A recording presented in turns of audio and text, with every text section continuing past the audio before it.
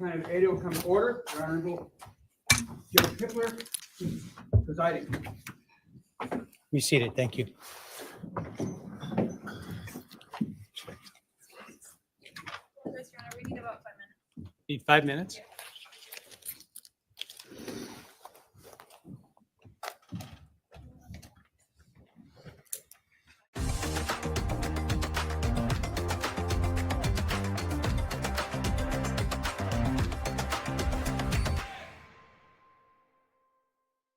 Are we ready? All right, thank you. All right, this is CR 0124316665, State of Idaho versus Bryan Kohberger. Defendant is present in custody with counsel, Ms. Taylor, Ms. Massoth, Ms. Barlow. The state is represented by Mr. Thompson, Ms. Jennings, Mr. Hurwitz, Mr. Nye, and Ms. Allen. This is the time set for sentencing in this case. The defendant previously entered a plea of guilty to 4 counts of first-degree murder and 1 count of felony burglary. In exchange, the parties stipulated to recommend a sentence consisting of, on burglary, 10 years fixed, on each of the 4 counts of first-degree murder, life fixed. The parties waived pre-sentence investigation. To my understanding, neither party submitted a sentencing memorandum or other materials for the court. Court is familiar with the file and the evidence submitted previously by the parties as it has reviewed them throughout the case and in anticipation of trial. Is there any legal cause why sentence should not be imposed at this time? No, Your Honor.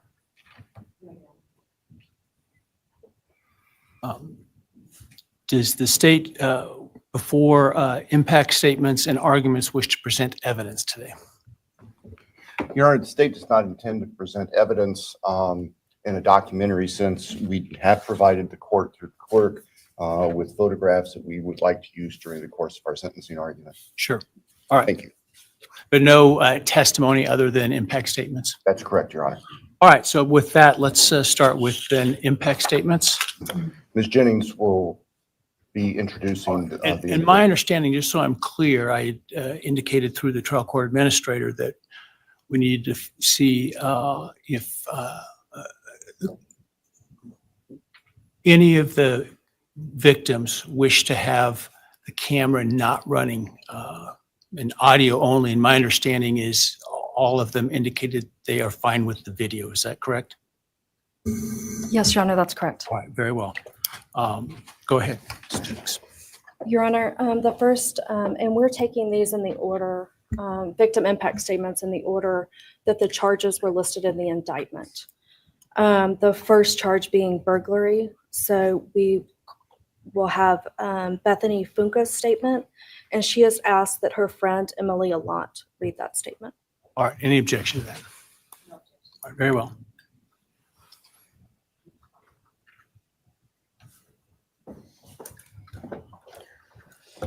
Thank you, Your Honor. I'll be speaking on behalf of Bethany, and so, yeah, here it reads. My name is Bethany Funk, and I was roommates with Maddie, Kiely, Xana, and Ethan. I not only lost some of my best friends, but I also lost a sister. Never in a million years would I have thought that something like this would have happened to my closest friends.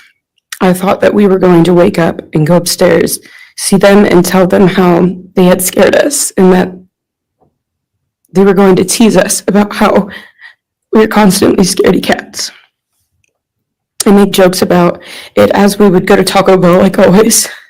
But sadly, that is not what happened and what turned out to be my worst nightmare. When I first woke up that morning, I had no idea what happened. I woke up around 7 with a terrible toothache, so I called my dad, who is a dentist, and he asked what I should do.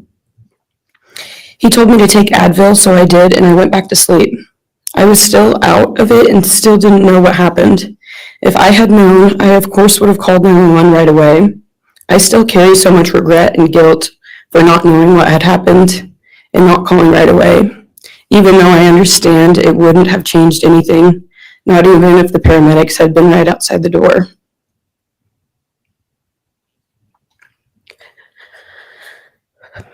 I was so frantic that morning and scared to death, not knowing what had happened. And when I made the 911 call, I couldn't even get out the words. And from then on, I don't remember a thing. It was like my brain wiped that whole memory. That was the worst day of my life. And I know it always will be.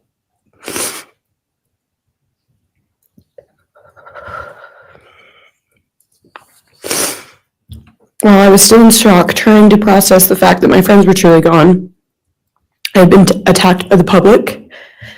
I was grieving, numb, and unsure of what had happened was even real. And at the same time, I was getting flooded with death threats and hateful messages from people who did not know me at all or know the dynamic of our friendship.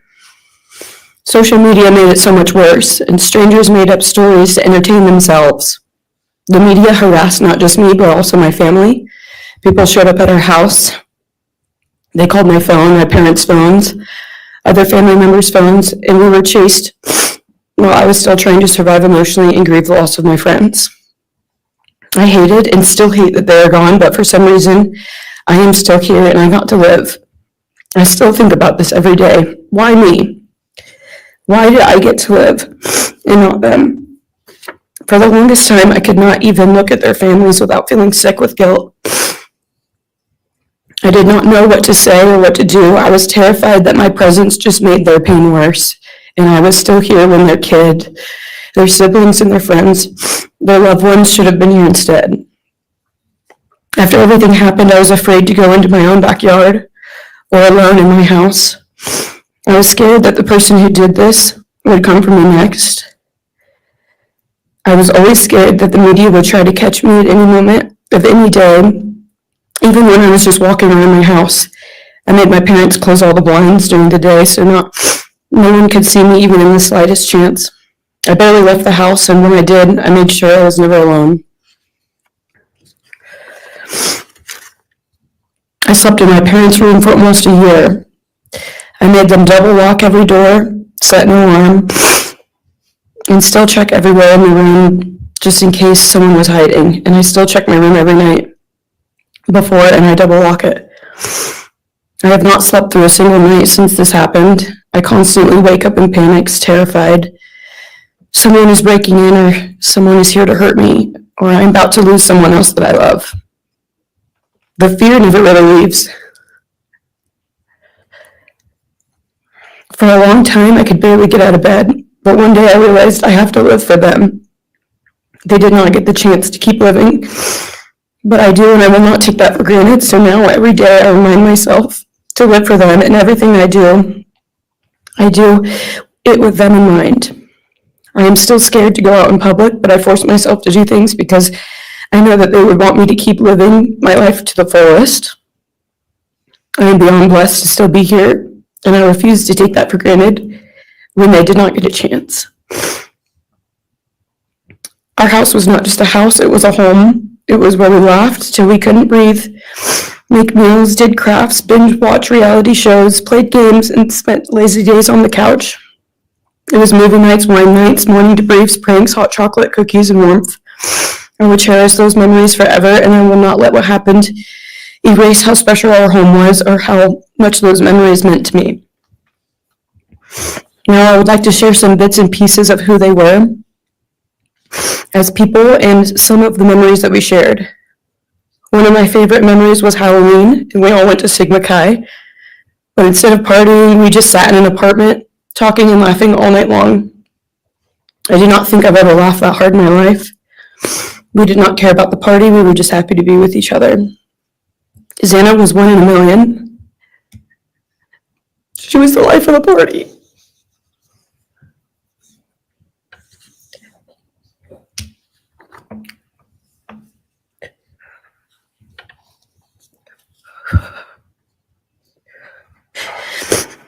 but she was also the kindest and funniest person I knew. Everyone loved her because she made everyone feel so loved. She was just someone you always wanted to be around, no matter the circumstance. One of my favorite days with Xana was when she laid on the couch, when we laid on the couch together all day watching movies and snacking. Or when she, Maddie, and I would go and get margaritas, chips, and salsa. She would also light up a room with her presence alone. Kiely had the most beautiful, radiant smile. And she was so kind, but also one of the funniest people I've ever known. She loved playing little pranks. She always had us laughing so hard that we could not breathe. She was so full of energy and life. I really believe that she could have ruled the world if she wanted to, and she would have been America's sweetheart. Ethan was the sweetest, most genuine guy. He was always smiling and always making other people smile too. Ethan was the kind of person you wanted around. He was so kind and easy to talk to, and just so fun. And the way he cared for Xana was truly something to admire. And really was proof that storybook love and true romances really do exist. It was not only obvious to me, but everyone that was around Ethan and Xana that they were absolute soulmates. Maddie was not only one of my best friends, but she was the older sister I would have always wanted. There was no one I looked up to or admired more than Maddie. She was truly a ray of sunshine, and everyone was drawn to her. She was so kind, loving, funny, fun, and passionate. She had the sweetest soul and wanted nothing but the best for everyone, and to love and show love to everyone. She took me under her wing and always made me feel so safe and included, and above all, loved and valued. She never failed to make me laugh or put a smile on my face.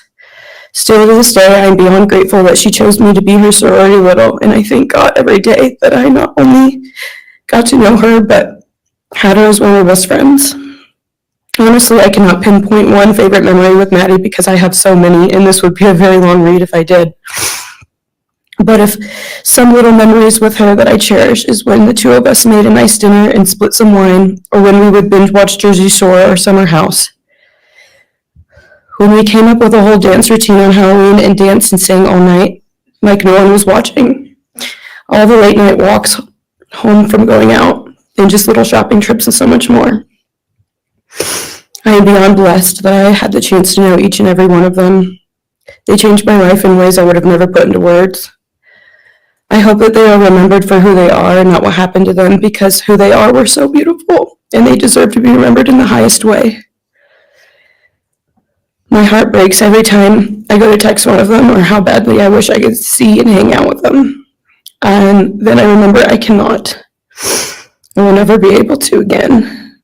But I still talk to them in my prayers every single night, and I always will.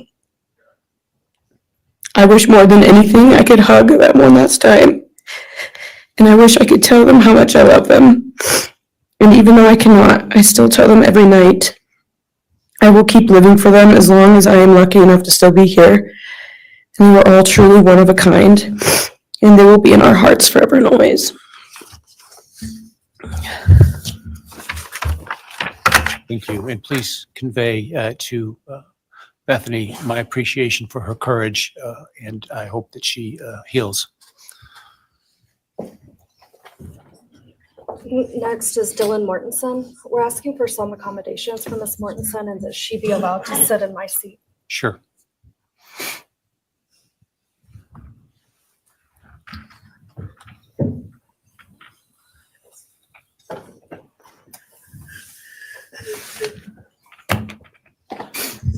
Dylan, just take your time, all right?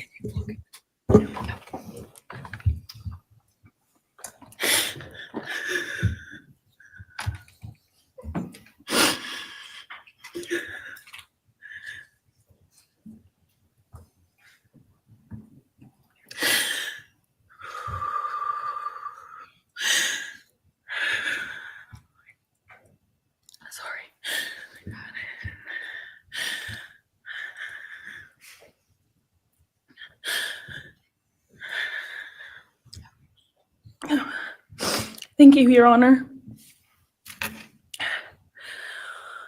What happened that night changed everything. Because of him, 4 beautiful, genuine, compassionate people were taken from this world for no reason.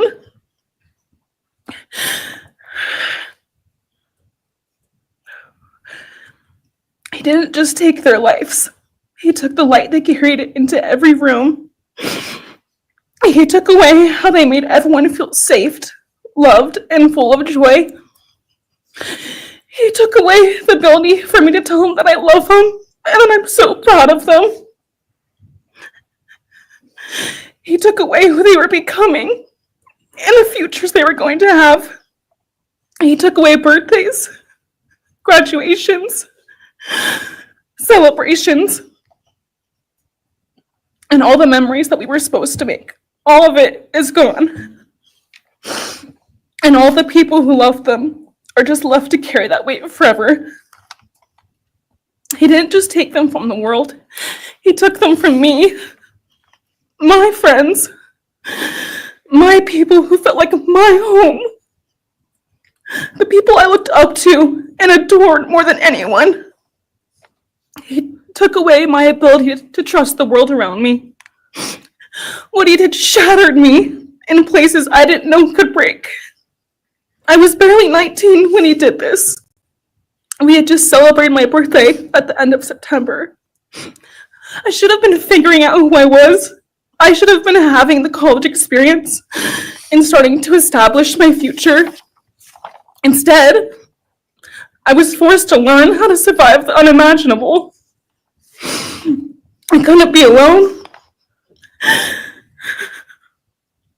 I had to sleep in my mom's bed because I was too terrified to close my eyes.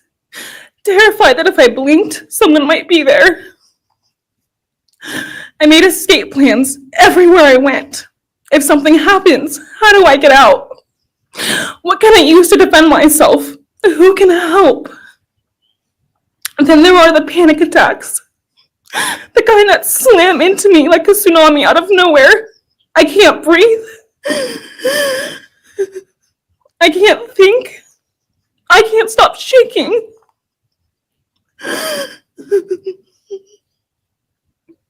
All I can do is scream because the emotional pain and the grief is too much to handle. My chest feels like it's caving in. Sometimes I drop to the floor with my heart racing, convinced something is very wrong. It's far beyond anxiety. It's my body reliving everything over and over again. My nervous system never got the message that it is over, and it won't let me forget what he did to them. People call me strong. They say I'm a survivor, but they don't see what my new reality looks like. They don't see the panic attacks, the hypervigilance, the exhaustion, the way I scan every room I enter, the way I flinch at sudden sounds. They don't know how heavy it is to carry so much pain and still be expected to keep going, and that's because of him. He stole parts of me I may never get back. He took the version of me who didn't constantly ask, what if it happens again? What if next time I don't survive?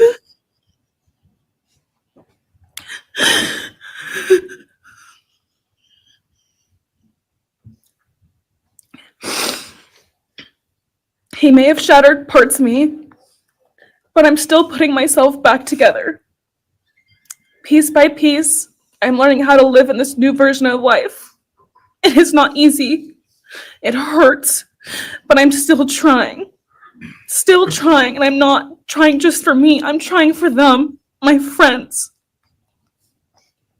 About a year ago, I had a dream about them. I got to say goodbye. I told them I won't be able to see you again, so I need to tell you goodbye. They all kept asking why, and all I could say was, I can't tell you, but I have to. When I woke up, I felt shattered and heartbroken, but also strangely grateful Like maybe in some way that dream gave us the goodbye we never got. Still, no dream can replace them, and no goodbye will ever feel finished. He is a hollow vessel, something less than human, a body without empathy, without remorse. He chose destruction. He chose evil. He feels nothing. He tried to take everything from me. My friends, my safety, my identity, my future. He took their lives, but I will continue trying to be like them, to make them proud. Living is how I honor them. Speaking today is to help me find some sort of justice for them. And I will never let him take that from me. He may have taken so much from me, but he will never get to take my voice. He will never take the memories I had with him. He will never erase the love we shared, the laughs we had, or the way they made me feel seen and whole. Those things are mine. They are sacred, and he will never touch them. I get to feel sadness. I get to feel rage. I get to feel joy even when it's hard. I get to feel love even when it hurts. I get to live. And while I will still live with this pain, at least I get to live my life. He will stay here, empty, forgotten, and powerless. Jrod, thank you so much for your courage. I appreciate it.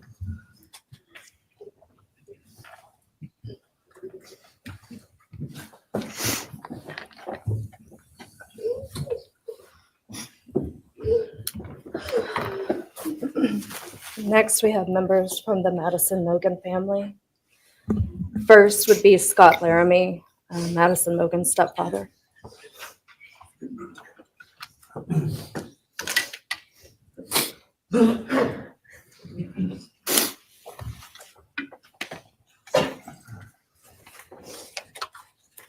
Standing by him is Karen Laramie, Madison's mother. Thank you, Your Honor. My name is Scott Laramie. I'm Maddie Mogan's stepfather and the husband of Maddie's mother, Karen Laramie. I will read this victim impact statement on behalf of Karen and myself. Maddie was our gift of life, our purpose, and our hope. Maddie quickly became Karen's joy, identity, and purpose in life. I joined Maddie's life when she was 2.5 years old.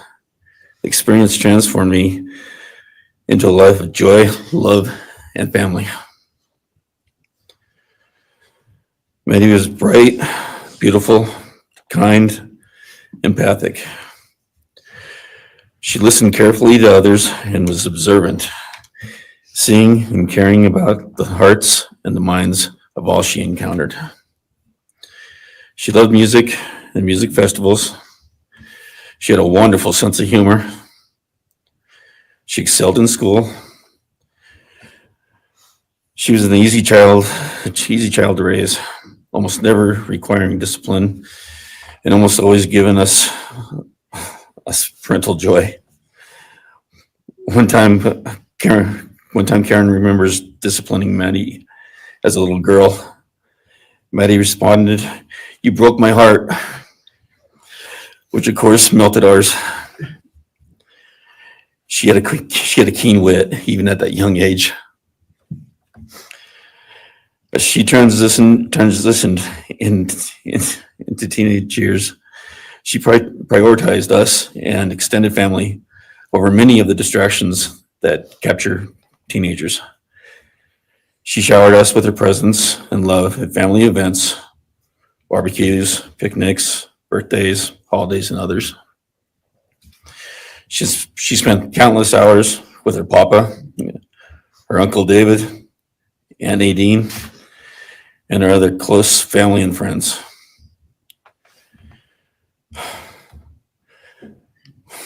This world was a better place with her in it. As she reached adulthood, Maddie applied her studies to be a marketing professional, entering into an internship at Payne West and started planning her professional future. As with all things, she involved Karen and myself in the joy of her journey. As she transitioned into womanhood, Karen and I continued to be astounded at this wonderful and accomplished person we had created. All parents dream of their children accomplishing more than them. We realized this dream, all we had not become, she was becoming. Karen and I are ordinary people, but we lived extraordinary lives because we had Maddie. Maddie was taken senselessly and brutally in a sudden act of evil.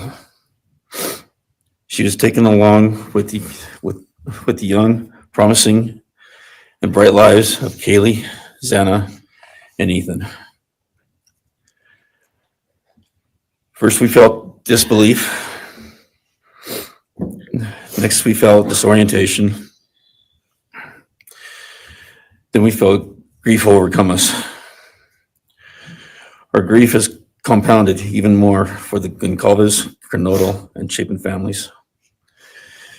We speak of hope and healing, and we do have hope and some healing. But the vast emotional wound will never fully heal. Since Maddie's loss, there's emptiness in our hearts, home, and family, an endless void. After losing her mother in a car crash, Karen took years to grieve and recover. The feeling that her life with Maddie and A was perfect helped her to start to heal. Now, this is no longer perfect. After Maddie's loss, Karen felt like she was spinning out emotionally collapsing into anxiety and depression. She sometimes asks, how am I supposed to go on when I've lost my favorite person in the world? I felt the same, and we continue to struggle. The loss of Maddie has impacted so many beyond our family. Her second family is her sorority sisters who grieve alongside us. She has so many close friends who suffer from her loss. We will continue to be, her loss will continue to be felt by the Vandal community, including Vandal Solutions on campus, where she volunteered her time for others.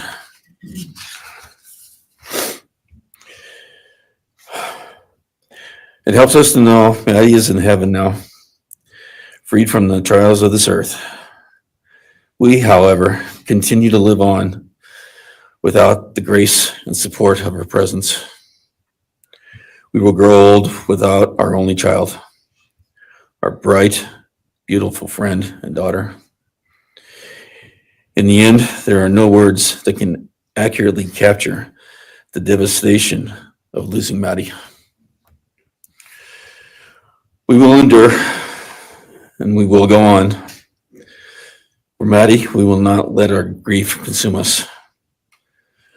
For Maddie, we will continue to love and care for our family and friends, including the families of Kiely, Xana, and Ethan. We will remain united with them.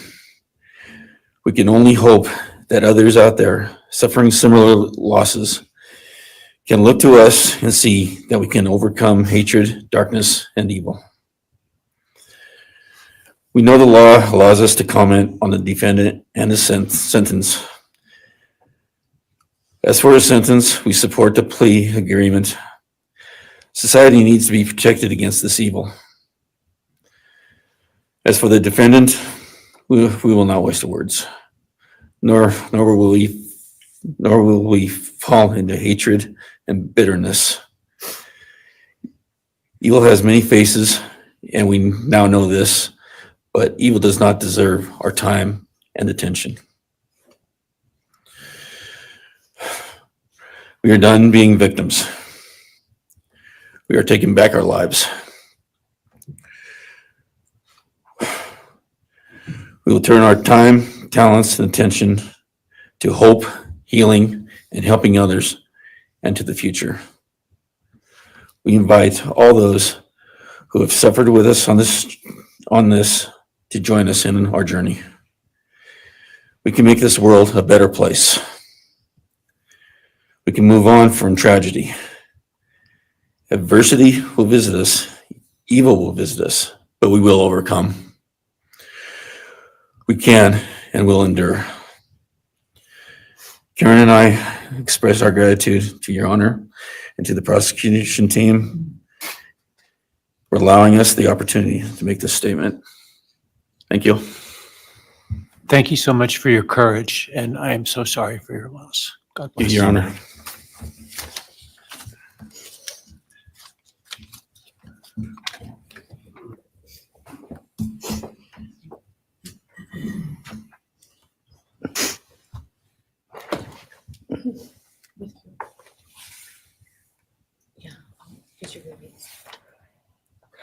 Your Honor, this is Leander James.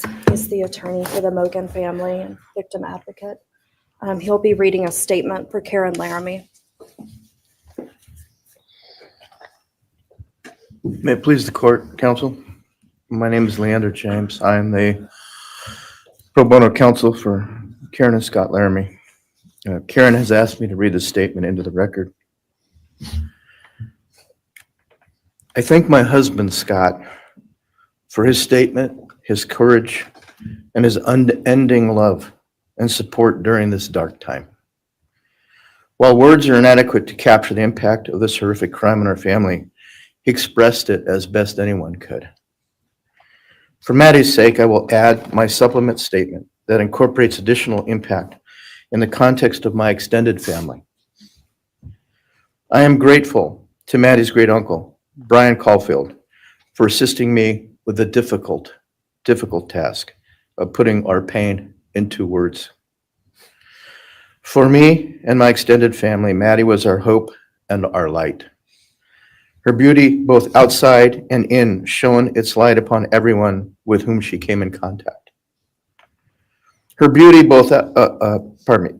she carried that hope and light into the future for our entire family. We have memories of our Maddie and grief and pain at her being taken from our presence. Any one of us would have given our own light to have been outshone by hers. We now look to our Creator to know that her light continues where we look to see her in His presence. Those who commit evil for their own twisted gains and purposes truly defile the efforts and sacrifices of mothers, fathers, families, teachers, clergy, public servants, service members, and all those who commit themselves to the greater good, freedoms, and the future light of our nation.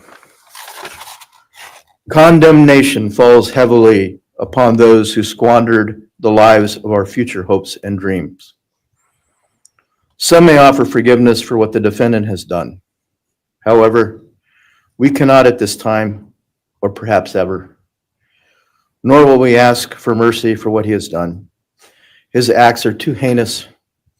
The agony and grief he has caused, too great. But we will waste no further words or thoughts on him. For Maddie's sake, we will move on. We will do our best to carry Maddie's light into this world and make it a better place. I thank the court and the prosecution for allowing me the opportunity to make my statement. And I thank all those who have and will support my family and the families of Kiely, Xana, and Ethan. Thank you. Thank you. Thank you, Mrs. Laramie. Appreciate it.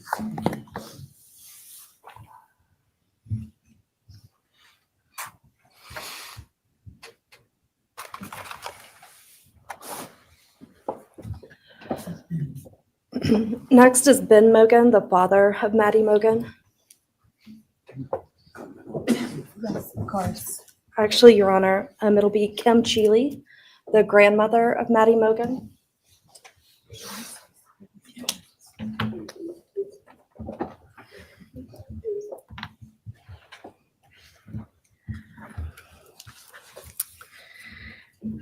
My name is Kim Kiely.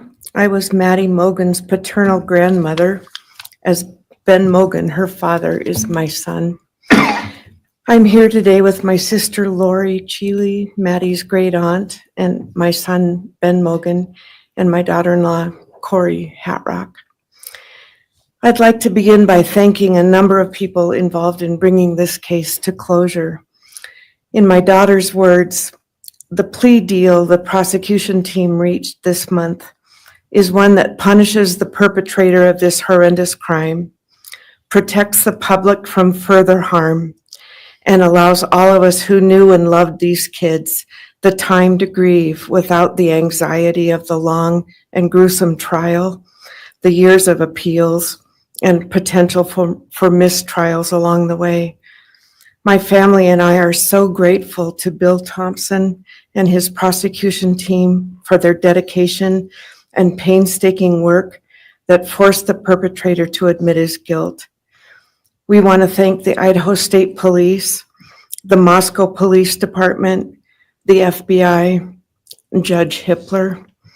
We'd also like to thank the University of Idaho officials who have treated the families of the victims with such dignity and kindness, and who have honored the 4 victims beautifully.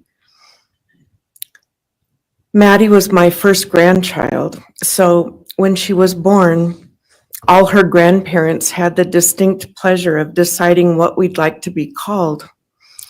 I chose Nana, pretty original. But when Maddie was about 1.5 years old, her papa, Ben's dad, and I were planning to visit the new little family in Oregon. Maddie didn't have an extensive vocabulary at the time, but for some unknown reason, she called bananas ba-deedle-deedles. When Karen and Ben told her Nana was coming to visit, she figured, I say deedle-deedle for that word. So I became deedle-deedle, shortened to Deedle when she was about 6 or 7, and I was Deedle all her life. I don't think her stepdad, Scotty, ever knew my given name was Kim. Maddie's and my birthdays were 1 day apart, and a couple years before she was killed, she gave me this necklace with Deedle and Maddie engraved on it, and I added an angel wing, and it's one of my treasured possessions. I also got an angel wing tattoo, never thought I'd see the day, but along with many members of our family, replicating the one that Maddie and her sorority sisters had. I wanted mine where I could see and touch it often. From preschool through grade school, I stopped teaching piano lessons early on Wednesdays and picked Maddie up for bubble baths, brownies, and books. It was our special time together. And she went home those nights in her jammies with a pan of warm brownies for her family. Although Karen and Scotty raised Maddie and did such a lovely job of parenting, we Mogans were lucky to have her for holidays and many other family gatherings. We'll always have our treasured memories of Maddie growing up in our big, extended, cooperative family. And I thank Karen and Scotty Laramie for being so generous and open and sharing Maddie with her Mogen side of the family. When the 4 kids were murdered, the foundation fell out of our world. Initially, the fear was truly debilitating. The first 6 weeks were excruciating. Despite the vigils, memorials, candlelight gatherings of students, friends, family, community members. After the arrest, in the past 2.5 years, my family has lived with grief, with the effects of traumatic grief, of which I was blissfully unaware before all of this. I now have a stack of books on grief. I've attended grief classes at hospice. I've tried EMDR, a technique that helps replace disturbing visions with something more comforting. My son Ben, his two sisters, Maddie's aunts, and I have all experienced depression and anxiety and sleep disturbance, requiring medical intervention at times. We've all sought counseling off and on. The struggle with media attention was extremely difficult, especially for Ben. No one should live through the violent murder of one's child. Some days it's beyond me how the parents of these kids are still upright. I'm thankful for the strong families and communities that are supporting the survivors. At the time, I could think of only two blessings surrounding the horrific murders. One was that Ben was living with my partner Tom and me at the time, and that we could support each other emotionally through it all. Sadly, Tom died a year ago of a rare brain cancer, and he won't be here to see justice served. He was our family's rock, and we all miss him every day. A second blessing is that my mother died of COVID several months before the kids were killed, and she didn't have to live through the horror. It was difficult to identify blessings. So we've all lost our dear child and a future with her. I ache for the loss of the dreams that she and her true love, Jake, held. And my heart goes out to Karen and Scotty and your side of Maddie's family. You've had more than your share of loss. My heart aches for the kids' roommates and the families of the other victims, and also the family of the perpetrator.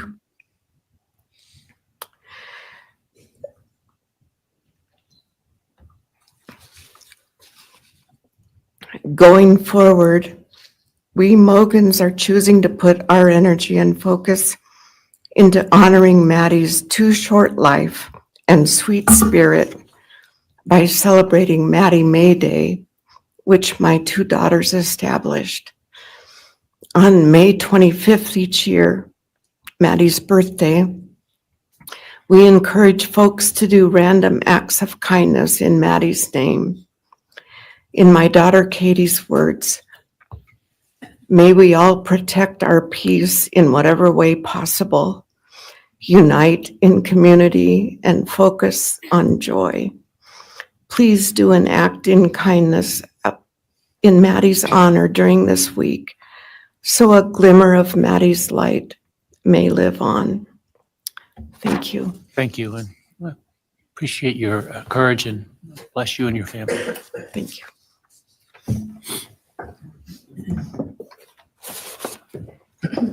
Now it's Ben Mogan, Maddie Mogan's father.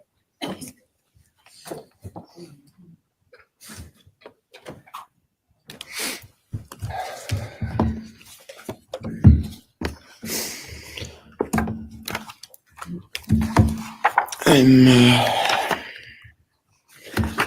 Benjamin Mogan. I'm Maddie's dad. And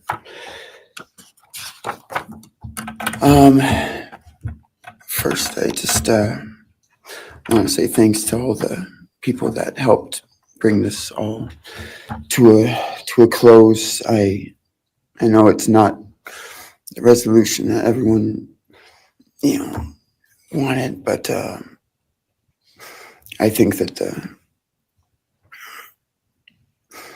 that everyone worked so hard, and we really appreciate all their efforts. It was such a hard thing to go through for everybody.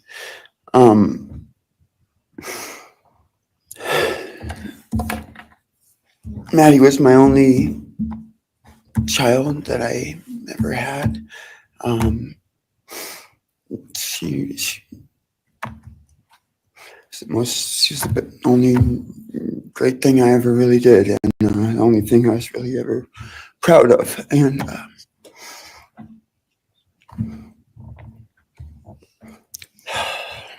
I thought we would have the rest of our lives together to be together and know each other, and I took for granted the times, she was in college, and I thought, oh, well, we'll have the rest of our lives to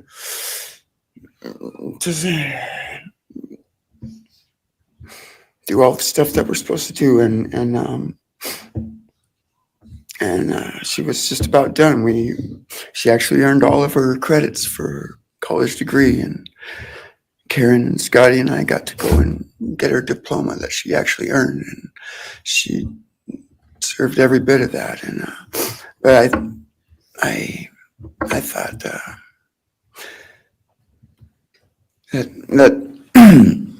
that was going to be just the beginning of a long life together, and we never got that. Karen and Scotty did such a great job raising her after Karen and I split up, and I'm so thankful for Scotty and the role that he played in her life when I wasn't able to. But we got to spend a lot of great times together, Maddie and I. She was my favorite person to go to a concert with. We got to see some fun shows together, and I told her, if there's ever a show that you want to go to, you let me know, and I'll get you tickets for you and your friend, or if we want to go together, we'll make it happen. And my favorite memory with her was when the Mac Miller show sold out here in Spokane, and everyone wanted tickets, no one could get them, and on the last day before the show, they did a radio thing, and I got 4 meet and greet tickets for Maddie and her friends and me to go and see the show, and that was her favorite artist at the time, was Mac Miller, and he's gone now too, and my little cousin Zach drove us all there that night, and he's gone too, tragically. And anyway, the last thing that she ever wrote to me was this Father's Day card, and I'm so glad I still have it. I'm just going to read what she said. It says, "Happy Father's Day. I hope you have the best day. I can't wait till we can hang out again soon. I'll be in Coeur d'Alene 624 to 74. Hopefully we can find a time then. I love your birthday card that you sent me, by the way. Maybe we can see a concert sometime soon. I'd love to see the gorge when it's not so smoky out. I hope you're doing well. I'm proud of how far you've come. Thank you for always encouraging me to do my best. Love you lots and lots. Love, Maddie May." She did encourage me to not just to do my best, but to live on. I went through a lot of issues with addiction and with substance abuse, and when I wasn't wanting to live anymore, she was what would keep me from just not caring anymore, and knowing that she was out there and that she was just such a beautiful person kept me alive a lot of rough moments, and I'm so glad that she was able to meet Jake. He was the only one that I actually ever got to take her to the gorge. They went and saw Watershed together, and yeah, they had a heck of a time. I'm just glad she got to. That's a really special place for me, and she always wanted to work out there with me in the summer sometime. She never got to, but at least she got to see it once with Jake. He was such a great guy. He is such a great guy. And I really wanted to see what a future with them would have looked like.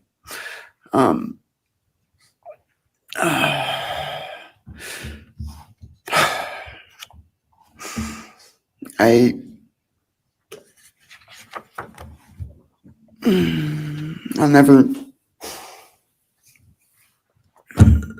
I'll never be able to replace her. I wrote a bunch of stuff. I just don't know what to say right now. I just miss her so much, and I just love her more than anything. And this shouldn't have happened. And a death sentence is one thing. You know when it's going to happen, and it's going to be all gentle and stuff. But life without parole, with a building full of people that all just want you to not be around anymore, and winking at every morning, not knowing if that's the day they're going to pull your card. I mean, it's not a very nice sentence either. So, I don't know. I just love you, Maddie, and I wish you were still here. Thank you so much.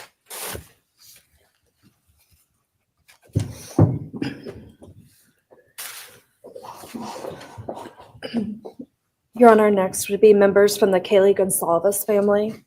First will be her father, Steve Gonsalves.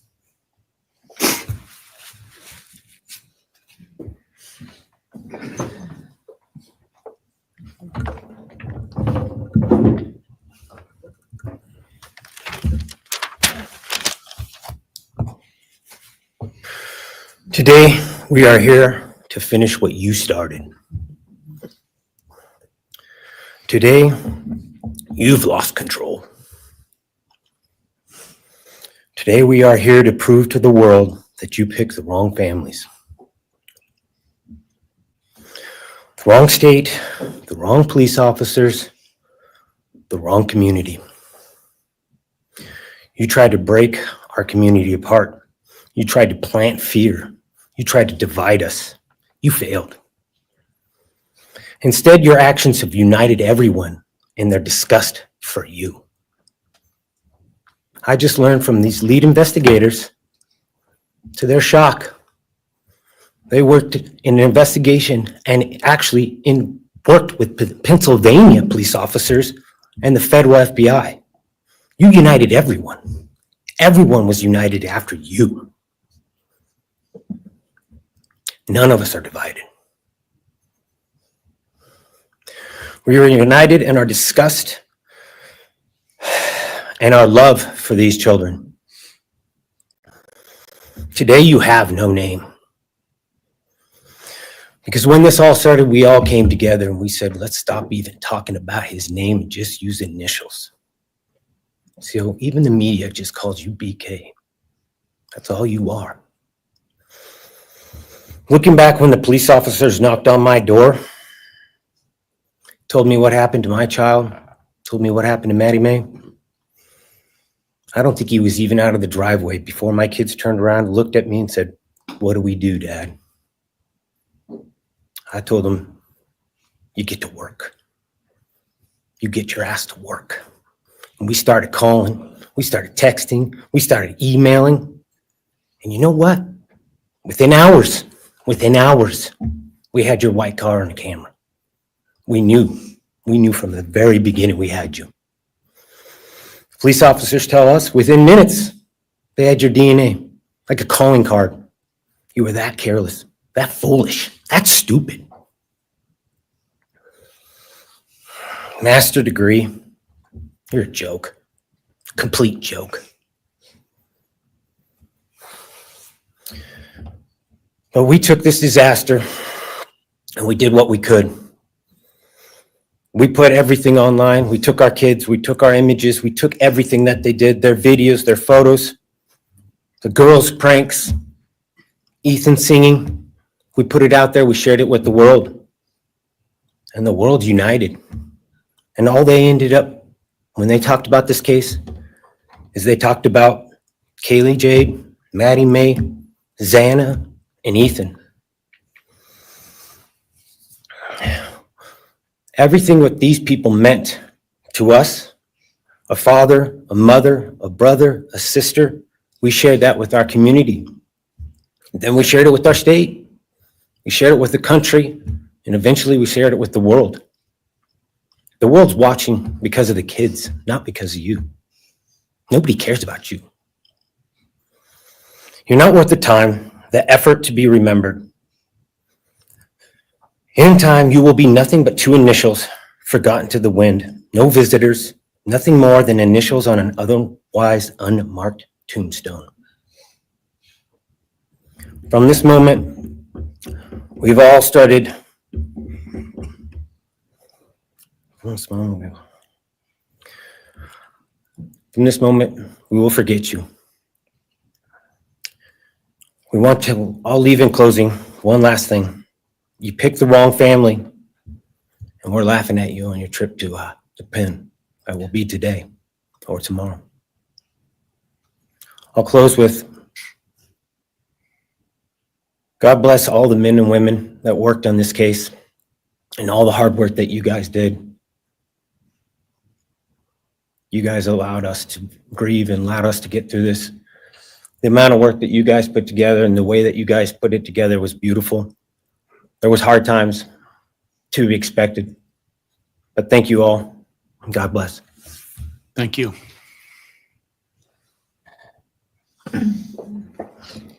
Your Honor, next is Stephen Gonzalez, Kaylee's brother.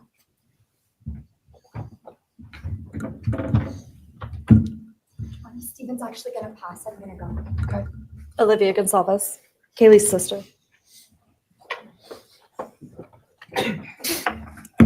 Hello, I'd like to start by thanking the court for allowing me the time and opportunity to speak today. My name is Olivia, and I'm the big sister of Kiely Gonzalez, and I was blessed to love Madison Mogan as a sister too. I'm not here today to speak in grief. I'm here to speak in truth. Because the truth is, my sister Kiely and her best friend Maddie were not yours to take. They were not yours to study, to stalk, or to silence. They were two pieces of a whole, the perfect yin and yang.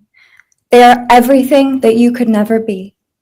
Loved, accepted, vibrant, accomplished, brave, and powerful.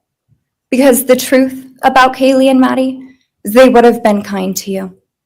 If you had approached them in their everyday lives, they would have given you directions, thanked you for the compliment, or awkwardly giggled to make your own words less uncomfortable for you.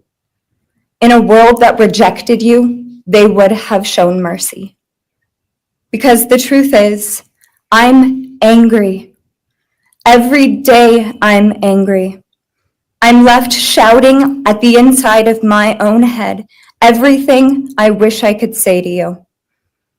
The truth about me is when I heard the news, I didn't cry. I listened for them.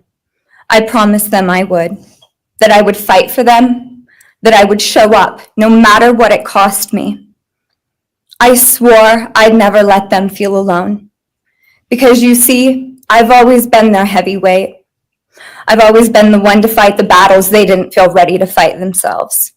All it ever took was a call, and they knew I would handle it for them, no matter the time, no matter the cost. They could wave their white flag because they knew I would never back down, not for them, and not even death could change that. Somewhere along the line, I started to think about what I would say to them if I was given just one last chance. If I could gather enough heartbreak or love or sacrifice or whatever it took to get just one message across. What would I say? Throughout this entire process, I've written my feelings down at every moment, my wishes, my love, my denial, my anger. And as one final act of love, I'd planned to read these thoughts, even jarring and discombobulating and not even making sense. Because for me, that was true love. As bare and as naked as it could be, not laced in pretty words or dressed for the occasion, but written through bleary eyes at 2 a.m. with clenched fists, angry at this reality. My true final act of love was to continue on without them, for them. That dream to read aloud my love to them, to bring meaning through pain, was the latest blow in realizing you don't deserve it. And Kiely and Maddie don't need it. Kiely and Maddie have always known my love, and they would never ask me to prove it by further victimizing myself to a defendant who has shown no guilt, no remorse, no apprehension. They would say to me, "Why would you give the satisfaction of showing vulnerability now? You promised you would never back down." And for that clarity, I'm thankful. I won't stand here and give you what you want. I won't offer you tears. I won't offer you trembling. Disappointments like you thrive on pain, on fear, and on the illusion of power. And I won't feed your beast. Instead, I will call you what you are: sociopath, psychopath, murderer. I will ask the questions that reverberate violently in my own head, so loudly that I can't think straight most any day. Some of these might be familiar, so sit up straight when I talk to you. How was your life right before you murdered my sisters? Did you prepare for the crime before leaving your apartment? Please detail what you were thinking and feeling at this time. Why did you choose my sisters? Before making your move, did you approach my sisters?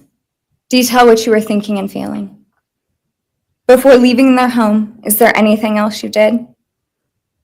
How does it feel to know the only thing you failed more miserably at than being a murderer is trying to be a rapper? Did you recently start shaving or manually pulling out your eyebrows?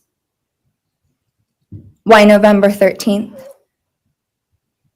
Did you truly think your Amazon purchase was untraceable because you used a gift card? How do you find it enjoyable to stargaze with such a severe case of visual snow?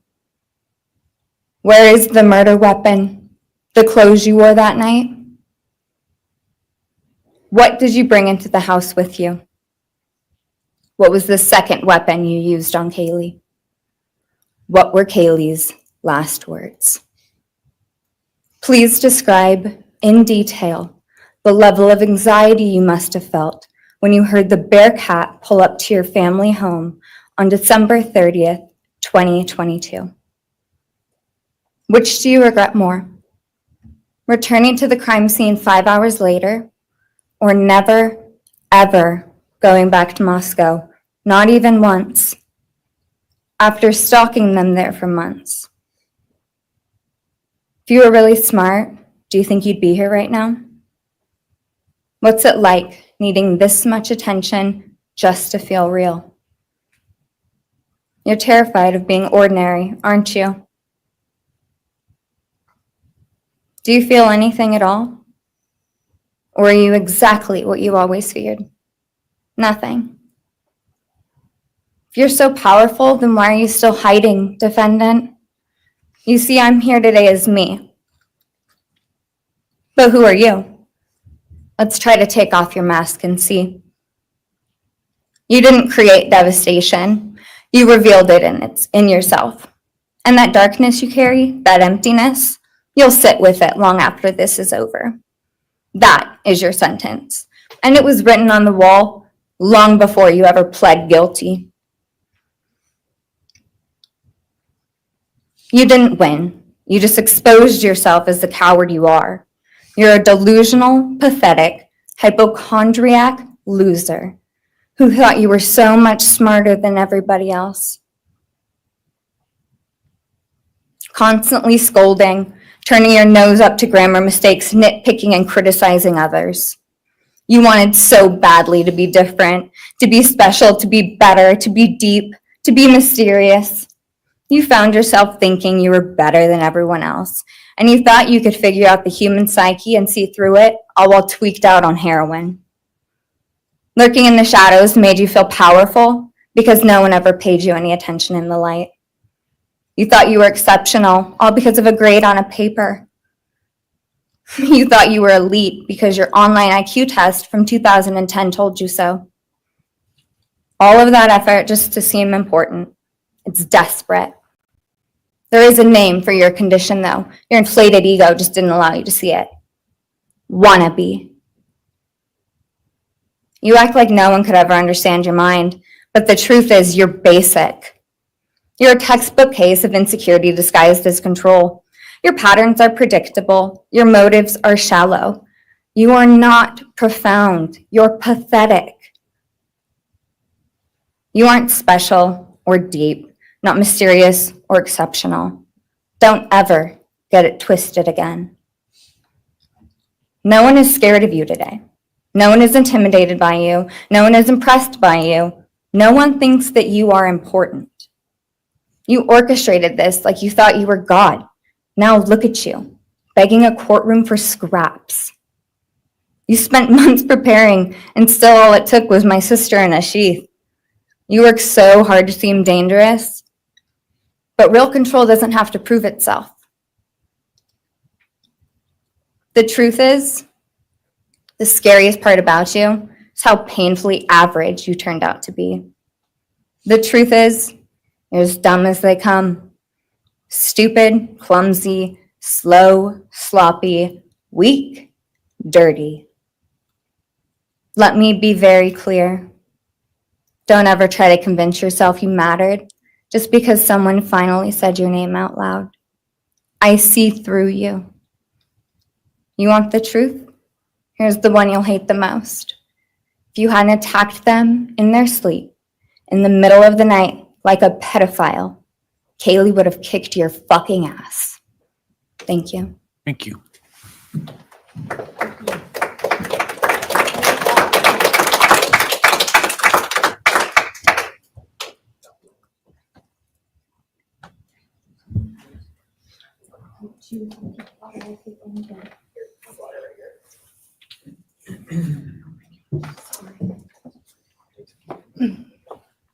Next is Christy Gonzalez, Kiely Gonzalez's mother.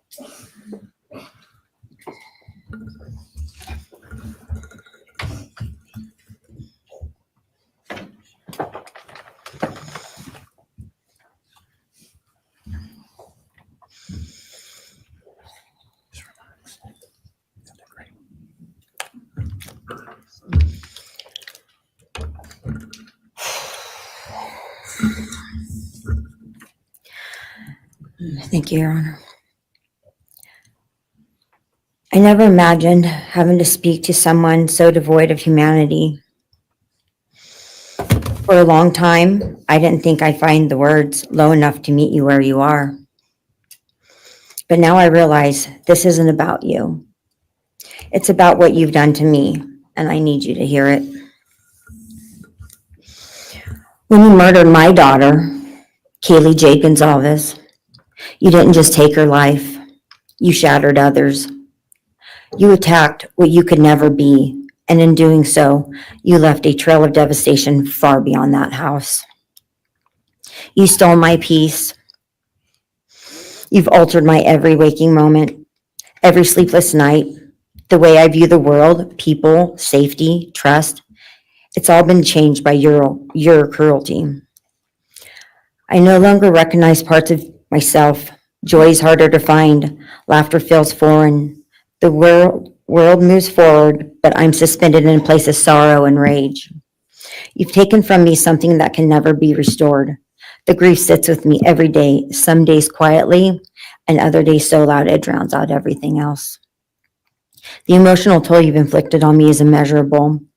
I live with a constant ache, with birthdays that are now memorials, with holidays that feel hollow, with empty chairs that scream louder than words ever could. I am forever changed. But for you, as a person working on a PhD in criminal justice, you really didn't think this one through. You're not that good. In fact, you're not that good at anything. You couldn't secure a job. You couldn't get along with others. You couldn't even get a female to look in your direction. All because you are pathetic. Now you're a joke in this courtroom. I wish I could crown you with a jester hat to complete your orange jumpsuit clown look. A dead killer doesn't kill again. So while I'm disappointed the firing squad won't get to take their shots at you, I'm confident that the men in prison will have their way with you in more ways than one. You will finally get what you wanted, physical touch. Just probably not how you were expecting it. See, you haven't beat the system. You've simply entered a new one, where the rules are cruel and the consequences will never end.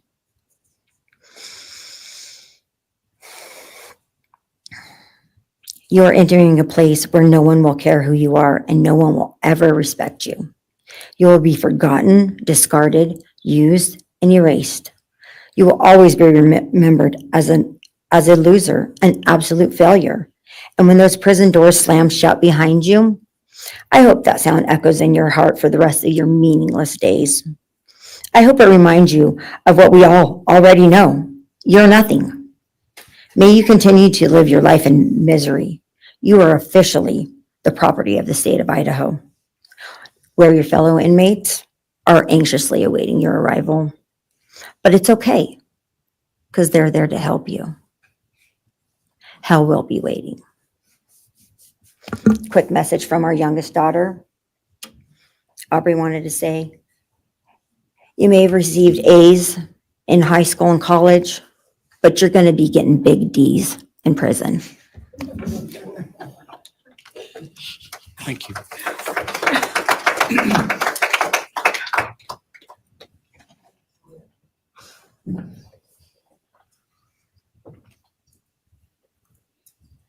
Do we have more from the Gonzalez family, or are you? Yes. Next would be Shannon Gray, the Gonzalez family attorney. He'll be reading statements from Kiely Gonzalez's grandmothers. Morning, Your Honor. Shannon Gray, the attorney for the Gonzalez family. I actually have 3 statements, one from her aunt and 2 from her grandparents. This is from her aunt, Tammy Butts. You, in the cloak of darkness, made a decision to turn our whole family's world upside down forever. You, in the cloak of darkness, took our Kiely J. Gonzalez away from us all without hesitation. Never have you shown any remorse or regret. We just get creepy, non-expressive stares as you have your team of women defend you. Kiely was a strong, kind, fun-loving, caring person, and she will greatly be missed by all her family and friends for the rest of our lives. She had goals in life that you took from her and us. We lose on watching her enjoying her life, working hard and building the future she wanted. She was ready to start that after college life. You, in the cloak of darkness, took it all away. You left us without her future wedding, her future children that she would have added to our family. No more talking to her on the phone, going for a coffee, celebrating holidays. It's all gone. You, in the cloak of darkness, gave each and every one of Kiely's family members their own lifetime sentence.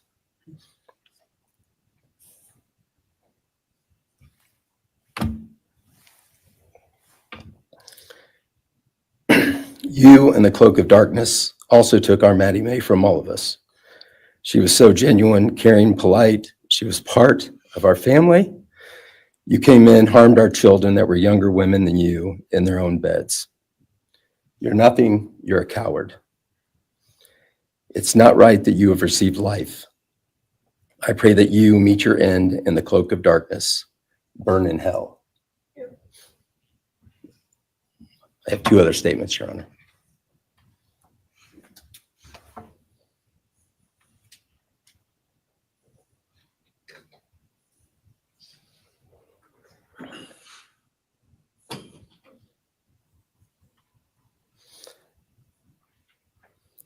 This is Linda Lucan's statement. This is Kiely's grandmother. I really don't know how to address something so inhumane, but I will try. Nothing in the past 2.5 years has made any sense. All I get is you cowardly went into a home at night, filled with what I'm sure you thought was all sleeping girls, and went on a vicious killing spree for no other reason but to appease your demonic urges. You took my granddaughter Kiely from us, plus 3 other beautiful lives. You took my granddaughter Kiely, beautiful, sweet-souled, doll-faced Kiely, who was getting ready to start her amazing life, who had such a bright future, who was loved by so many, who you were so envious of. She had a life you could never have. You are so beyond human. You're definitely a demon from hell. I truly wish your punishment would be the same death you inflicted on our kids. But I think you will meet some new friends in prison who will be there just to help you. Thumbs up.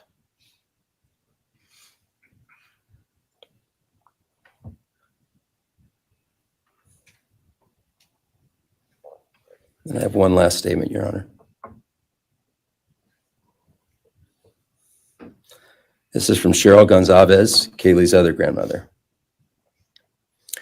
John 1:5 says, light shines in the darkness, and the darkness overcomes it not.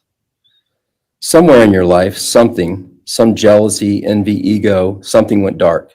It pushed out all light until you became dark and evil. And when you saw my granddaughter and her friends, their light, because they have such a light, you couldn't stand it. Because the darkness in you could not stand the light in them.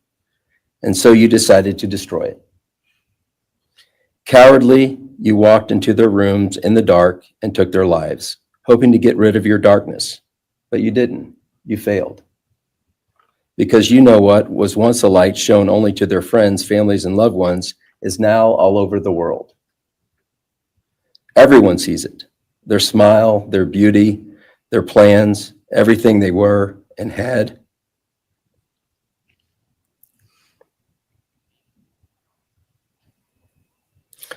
And you think you put a close to it, even that, but you didn't. Because they still exist.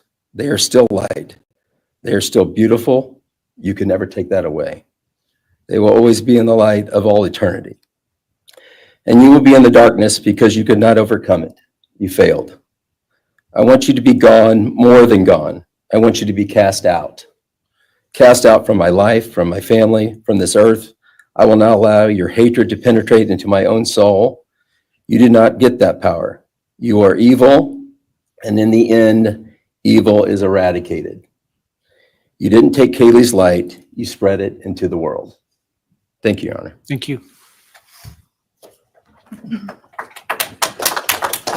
All right, if the are you moving to a different family now? All right, why don't we take a 10-minute recess, all right? Be seated.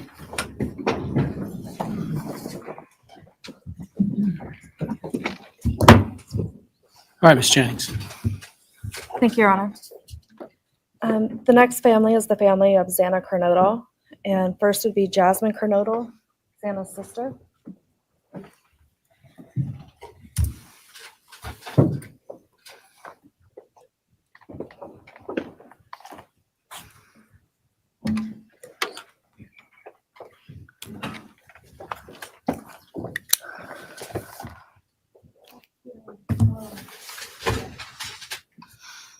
Just want to say thank you to everyone who's been involved in this and just for all the hard work and dedication you guys have put into this. I just want to thank everyone for the support and just my family and friends who've been around through this time.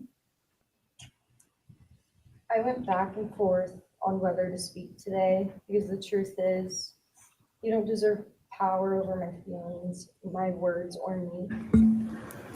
Thank you. In the end, I realized this moment isn't about you. It's about justice for Xana, Ethan, Kiely, and Maddie. It's about honoring the beautiful people they were and still are in God's eyes. On November 13th, 2022, a piece of my heart was ripped away.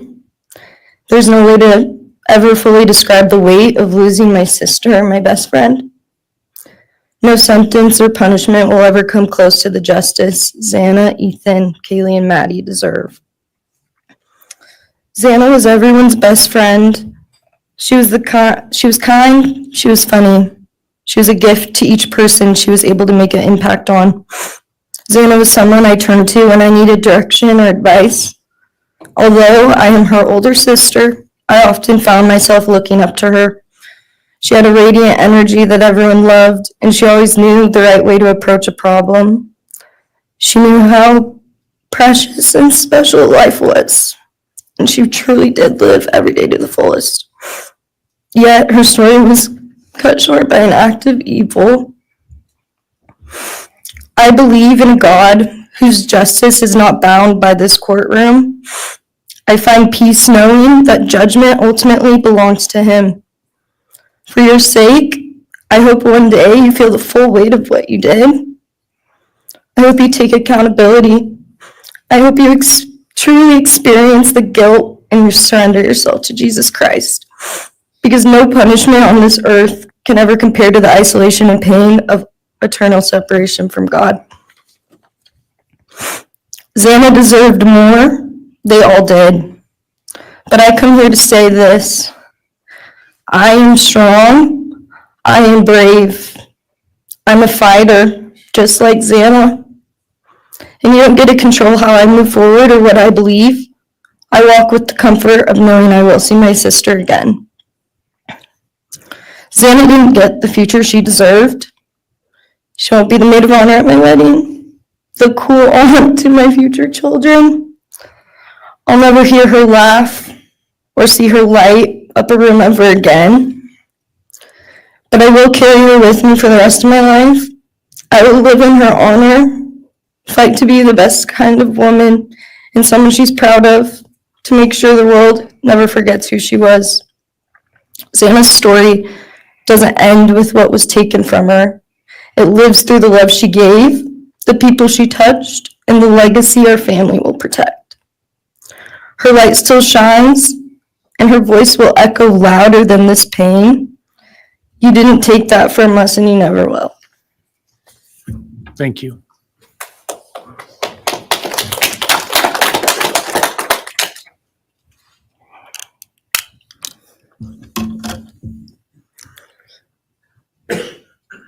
I just want to say before I start, I'm Xana's dad, Jeff Kernodle. It's been a hard road down, because she's gone. And I want to thank everybody, other their families that speaking so far, spoke about things.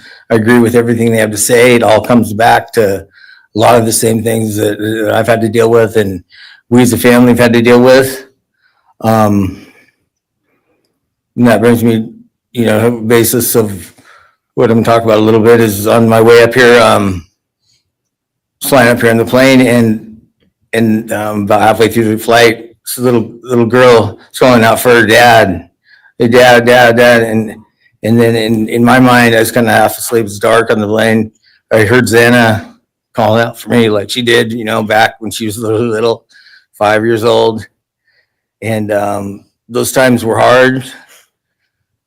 It was chaotic, but we always had something to work toward that was in a positive direction, compared to right now, which is necessarily not as positive as that for sure. And I miss Xana a lot. My life's been changed, and Xana had a great impact on me, and the impact was when she was gone. I realized how important she was and what she really did for me, influenced me, was way beyond what I ever thought. She'd call me up on the weekends, check on me, see who's with me. She's like accountability to your youngest daughter. And that really made a big difference. It made me really think about things and what it's all about, That's the things that I miss most is those calls on the weekends, the calls at 11 at night. What's going on? You want to meet my friend? Whoever she's with, a couple of her friends, I meet them, talk to them. And she always did that. And it's pretty cool. I really miss that. And she made a big impact on me, on other people, her family. But the impact that she made is so extensive on what happened here. And it goes so far. People from everywhere in the world, are following things, and Xana has made a difference in their lives. So, you know, countless people told me that they might not even know her. They never knew anything about her. It's what they see, and they just love her and say how they wish that she could have been their friend. You know, could have been their friend, could hung out, and it's like, this is a blessing, you know. This is the little kid was, and definitely was a big blessing in my life, and so is Jasmine, and basically, you know, we worked hard to do the things we did, you know, through the times they were growing up, and through those times, I realized that I wanted both of them to graduate college, and that'd be the ultimate thing for them to do to prepare for the world. Then it came back to me, Xana didn't get to finish college. He had it all figured out. And this all just came back to me when I was there, and that little girl was on the plane doing that. It's like where I was going, what I was going here for. And then I just realized and thought to myself about the wonderful life that she had and we had together. And we, you know, I still get to have with Jasmine, but that's the part that really counted. It's the part that really counted, is those memories. And those are what I have left, the memories with her and the ones I can make with her, and the life that I can go on with now, which is what she wants. And I say that in present tense because that's what she wants, because I've been told that, you know, I've had countless ways that she's out there and has a way to communicate, which I'm very grateful for.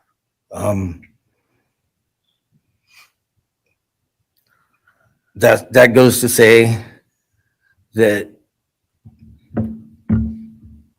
the impact of what happened to them, all 4 kids, goes so much further than just not me, the parents, the families, the community. It goes so far, because a lot of kids, you know, in the colleges, just for an example, they lock their doors now. The door wasn't locked in the back. You know, Penn State or wherever it was, all the colleges I know that I've heard, they all lock their doors now. So maybe the impact that it's going to make is going to help out and maybe protect some people. Having this outreach and having the influence of what these kids, what happened to these kids did, you know. All I know is I was 7 miles away when it happened, and she wasn't feeling that good. It was 11:30. And I almost went over to Susanna's to say, and I would have been sitting right there in that couch, and you had to deal with me. So they would have had a chance. And I regret that. And I regret not going. But the reason why I didn't is because Susanna said, don't be drinking and driving. Got the rental car, don't be drinking and driving, you know, the week before that. So she was, she would have been mad at me to do that. But I really wish I would have drunk and drove, you know, because they would have had a chance, all 4 of them. At this point, I just have to go on. We're going to go on with everything and make things better in my life, because that's what it's all about. If I have closure in things, and the part that we miss is Xana, her influence, her smile, the things that she did, and we have the memories left, the great memories, and she just wants us to make more memories and not be sad or upset or shocked or taken for that, you know. And that's what we're going to do. We just have to. That's all I got. Thank you for your words and your courage, and bless your family.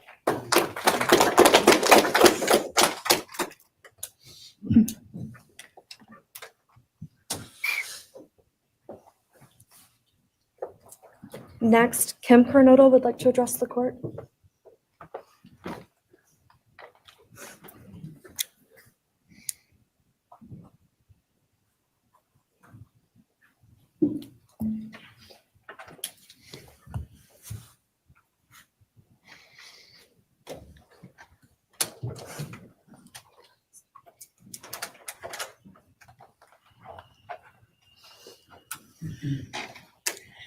Thank you, Your Honor. My name is Kim Kernodle. I am Xana's aunt. I was very blessed to have her in my life, in our family. And I thought I had everything in my head, what I wanted to say, but it kind of went out. And I'm always looking for the positive thing, because evil, hate can destroy people. And that's what it started doing with our family. It created anger with our family members. And then I had to look, because Xana was everything that the media, her friends said. She was that fun, loving, high-spirited, beautiful person. And I no longer get to get my nails done with her, have lunch with her.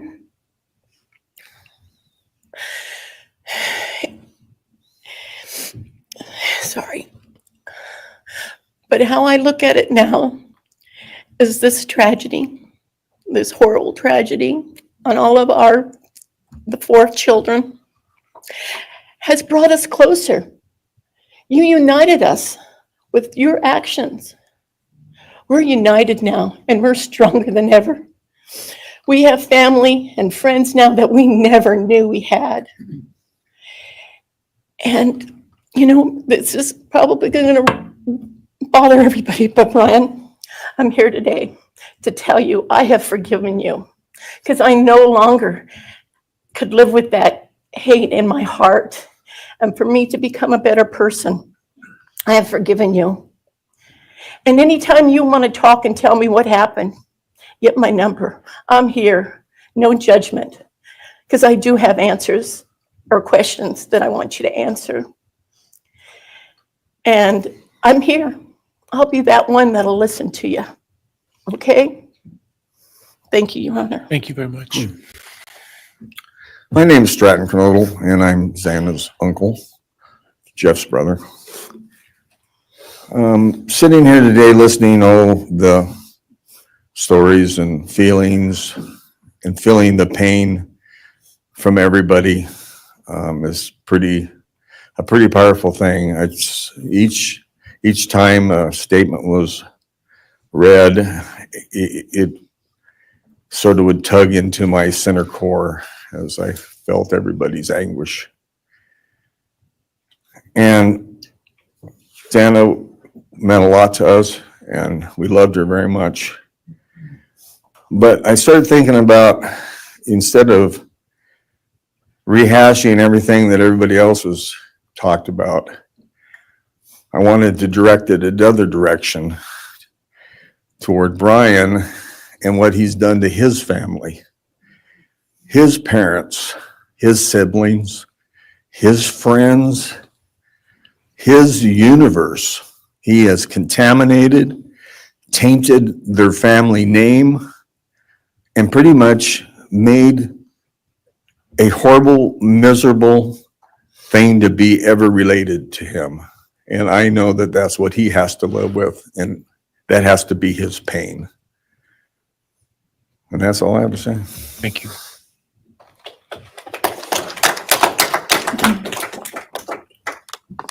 Next, Your Honor, I believe Randy Davis, stepfather to Xana Kernodle, would like to address the court.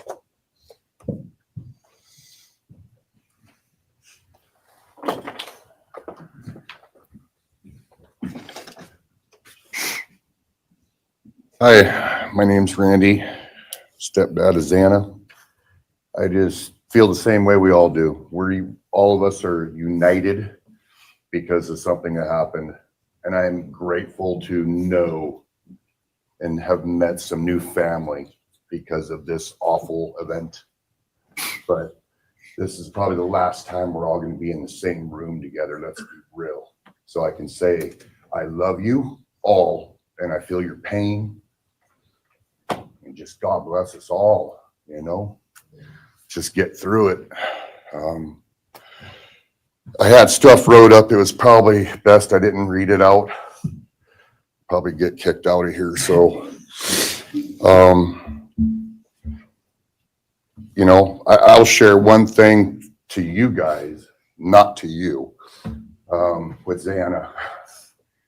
So I was working in North Dakota and came home, and Jazzy and Xana had taken our son Elijah and put him in a dress, makeup, and it was awful, you know. I was like, I don't know. She was funny. I told her she'd be in the movies and be somebody great one day like that. And now she is just above us as an angel with all the other beautiful kids.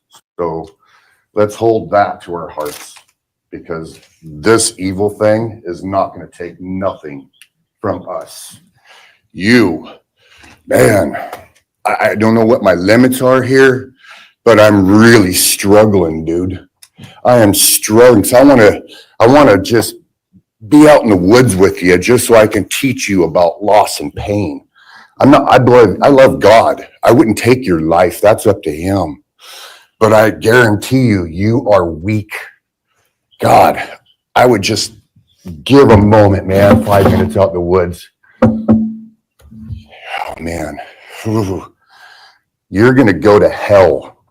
I know people believe in other stuff. You're evil. There's no place for you in heaven. You took our children. You are going to suffer, man. I'm shaking because I want to reach out to you, but I hope you feel my energy, okay? Go to hell.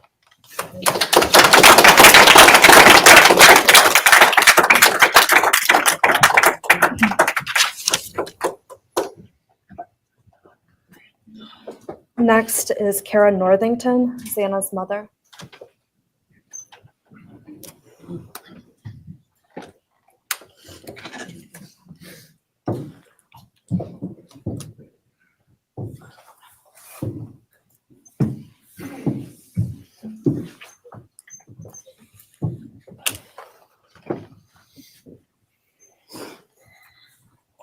I'm Kara Northington. I am Xana Kernodle's mother. This letter is to you, really, but it's for my daughter, who was murdered by you. Today I stand before you, the man who is responsible for murdering my beautiful daughter, Xana Kernodle. My daughter was beautiful both inside and out. She possessed love for those around her and had a light so bright it will live on forever in our hearts. She brought joy and laughter to her friends, her family, and anyone in her presence. Our Lord and Savior, Jesus Christ,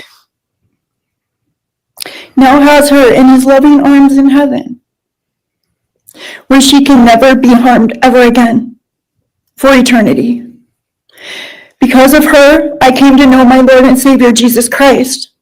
Because of her, many will come to Christ. It is Christ who lives in me that has given me the strength to forgive you. It was of no power of my own. In return, the Lord has filled me with joy, hope, and peace that surpasses all understanding. Jesus has allowed me to forgive you for murdering my daughter without you even being sorry or asking for this. This is only possible because he who lives in me is greater than any evil in this world. For God hath not given us the spirit of fear, but of power and of love and of a sound mind. I do not fear you or even let you rent space in my head anymore. This forgiveness has released me from any and all evil you have inflicted on me and my family. It has allowed me to let our Lord deal with you. You have accepted a deal that will prevent you from receiving the death penalty. Nothing man can do to you can ever compare to the wrath of God. Inevitably, you will stand before our Lord and will have to answer to him over the sins you have committed in murdering our children. I pray you come to the end of yourself before that day. Whether you like it or not, heaven is for real and so is hell. The innocent life of Xana that you stole from myself and my family, and the destruction it has caused. I am washing my hands of you and turning you over to my Lord and Savior Jesus Christ, whom vengeance belongs to. In closing, I want to read a passage from the Bible, Ephesians 6, King James Version. Finally, my brethren, be strong in the Lord and in the power of his might. Put on the whole armor of God, that ye may be able to withstand the wiles of the devil. For we wrestle not against flesh and blood.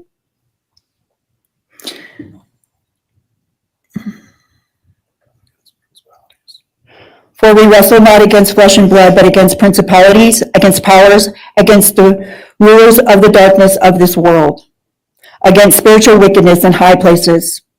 Wherefore, take unto you the whole armor of God, that ye may be able to withstand in the evil day, that ye may be able to stand in the evil day.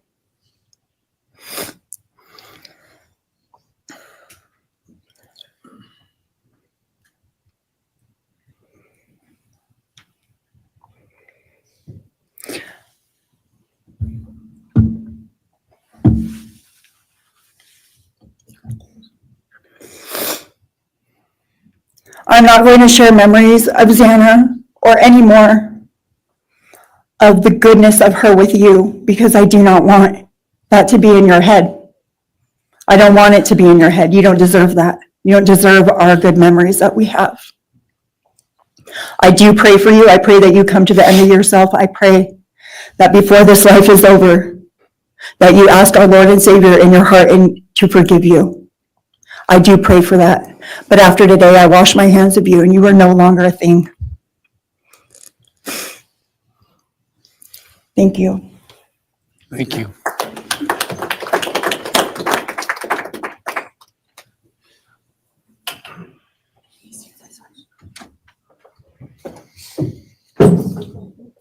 I don't believe the state has any other victim impact statements. Okay.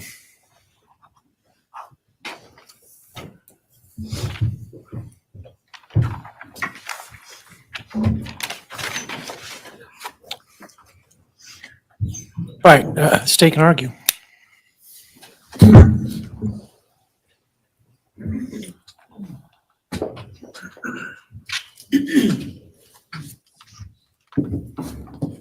Thank you, Your Honor.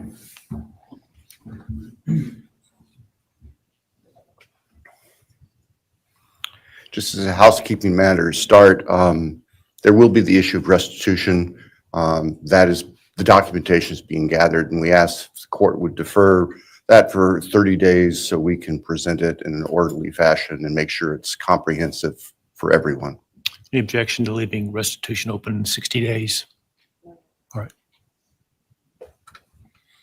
Thank you, Your Honor.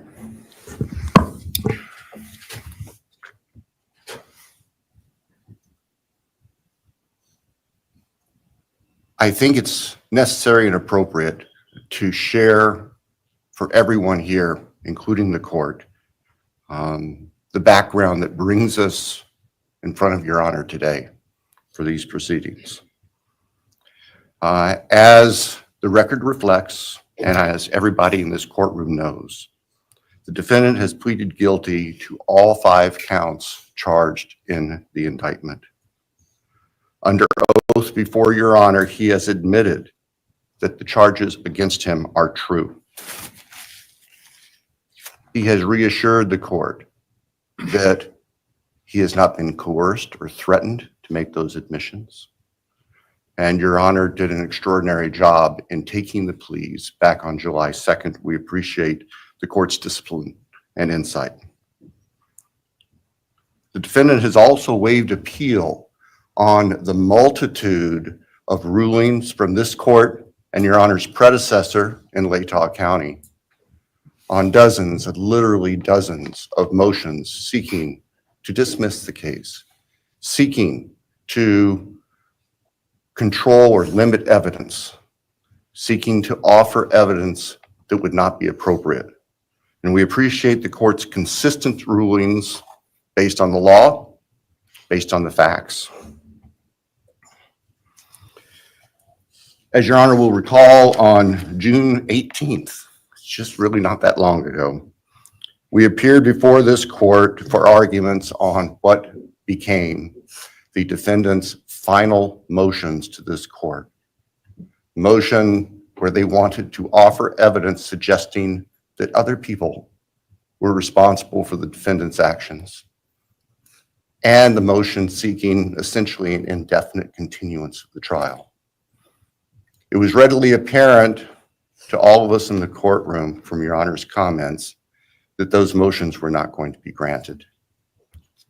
So we returned to Moscow and continued with what we had been working on for months in preparation for trial.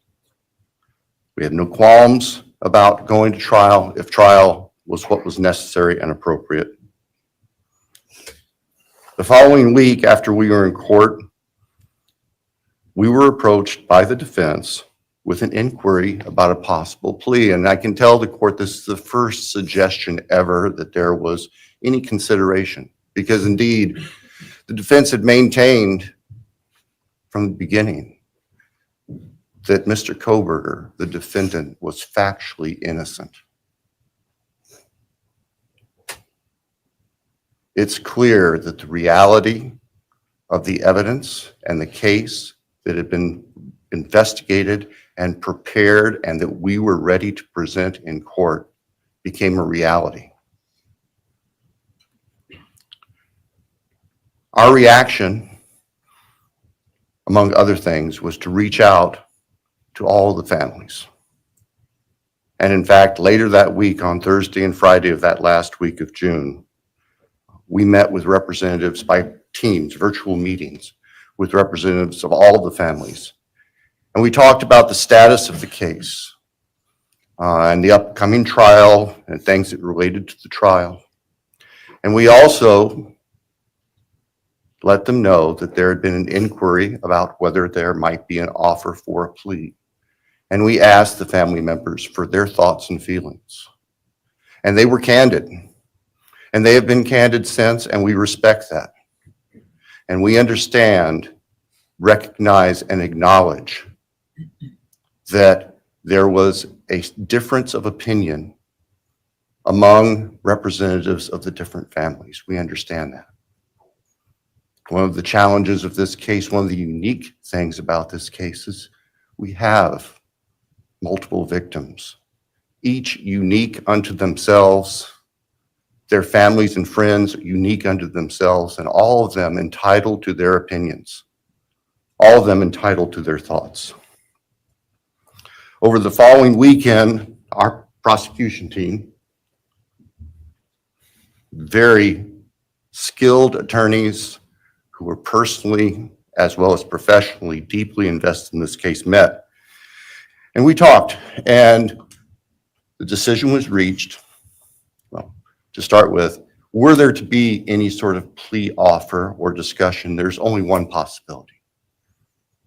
And that would be for the defendant to plead guilty straight up to all charges.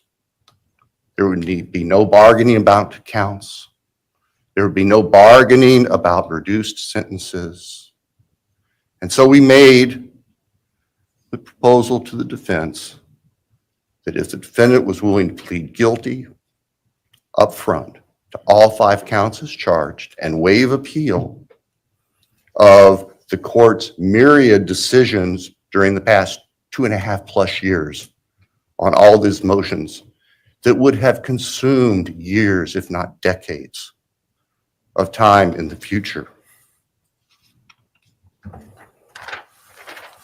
By the end of the weekend, we were notified the defendant was prepared to plead guilty as charged and factually acknowledge his responsibility in court for these horrible crimes. Obviously, those discussions and negotiations were confidential. And as Your Honor noted, I believe that was necessarily so, because if the defendant had decided not to plead guilty, it would have been devastating to our jury pool for there to be public information that there had been consideration by either party to a plea resolution. And protecting the prospective integrity of the trial after so many years was paramount. So, the end of the weekend came. We notified the victims' families of what had occurred. I recognize and acknowledge personally, and I respect the fact that of these fine, suffering people here, not everybody agreed with the decision we make. I accept that. It's my responsibility in the end. I recognize that that's the duty of the office that I hold.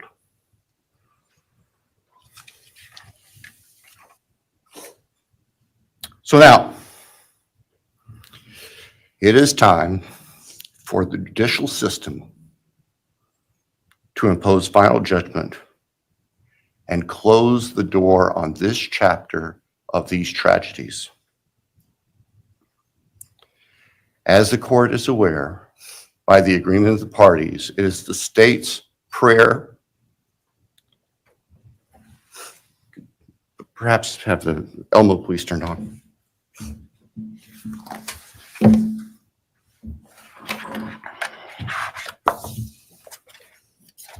Thank you. That on count one, the felony burglary, that the court sentenced the defendant to the maximum period of 10 years fixed in the custody of the Idaho Department of Correction. Then on count two,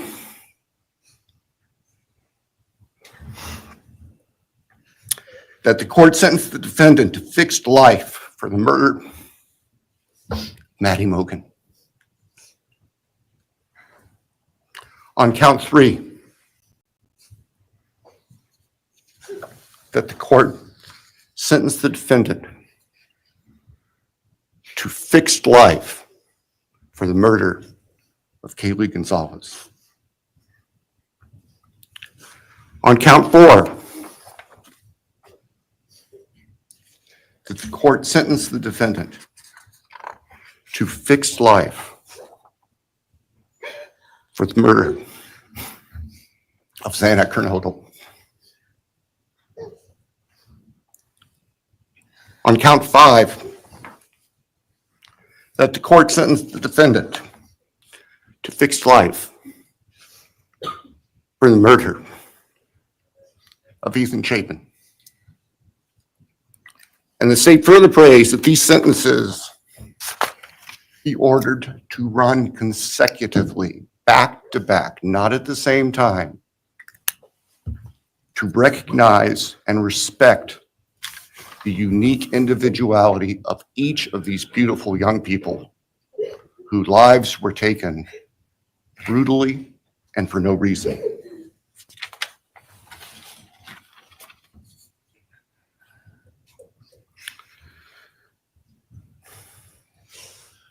And hopefully now, as we have heard earlier this morning, it is time to afford the families and the friends and the community and the state of Idaho and the nation and the world to move forward. We can't undo, and we can never undo, the horror of what occurred on the early morning hours of November 13th, 2022 at 1122 King Street in Moscow, Idaho. For a long time, the presiding district judge in Latah County was John Stegner, who eventually became a member and a justice of the Idaho Supreme Court. And Justice Stegner often observed that even God cannot change the past. But everyone in this room has the ability to take themselves forward. And we want the judicial system to afford them the opportunity today to do that. From today forward, our memories should be focused on these innocent victims whose lives were taken, on their families, on their friends, on the community. The court has heard discussion, talk today, reminiscences today about a special family that our victims shared, not just their natural, legal, and biological families, not just their university family within their sororities, for example.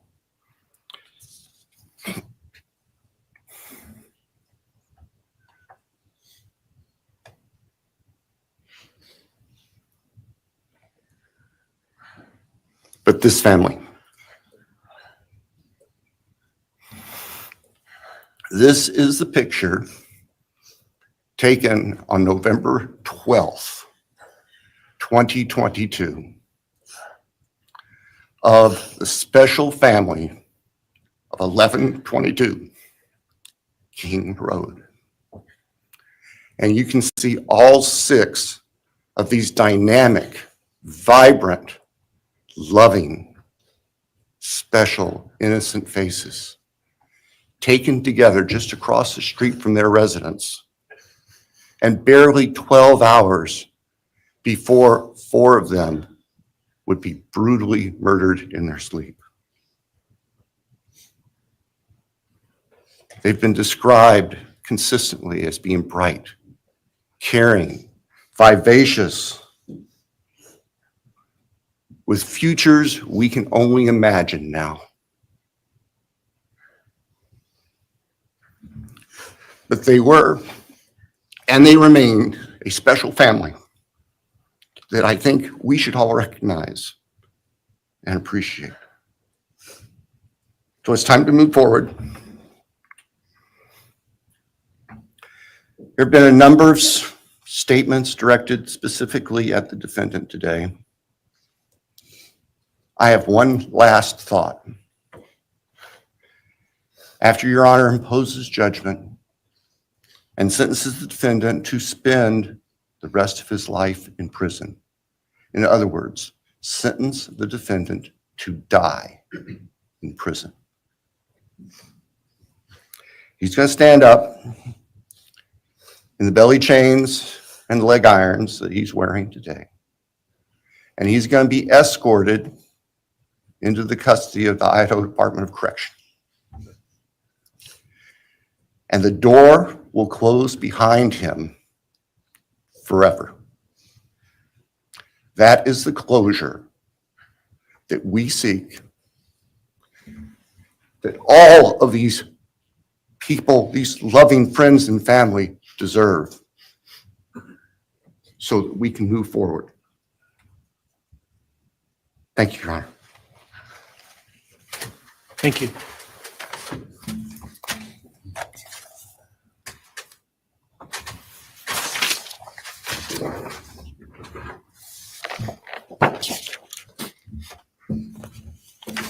All right, does the defense have evidence to present today? All right. Does defense wish to make argument today? We do not wish to take arguments. Mr. Kohberger, along with his legal team, is prepared for the court to enter judgment. All right, Mr. Kohberger, you have an opportunity to make a statement if you wish to. I take it you are declining. I respectfully decline. Well,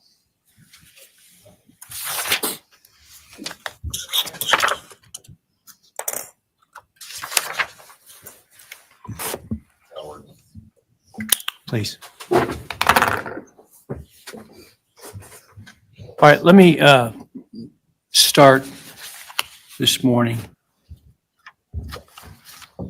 by acknowledging and thanking those that have come here today in support of their loved ones. And I appreciate your courage and your strength.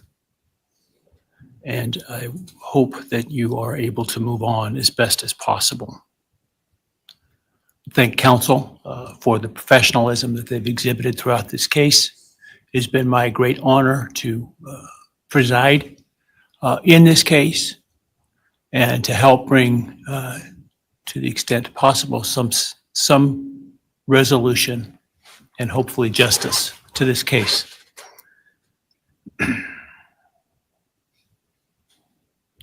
During the quiet morning hours of November 13, 2022, a faceless coward breached the tranquility of 6 beautiful young people and senselessly slaughtered them, 4 of them. Who committed this unspeakable evil was unknown for several weeks, but due to the killer's incompetence and outstanding police work by numerous local, state, and federal law enforcement agencies, the person that slithered through that sliding glass door at 1122 King Road now stands before the world and this court unmasked. This unfathomable and senseless act of evil has caused immeasurable pain and loss.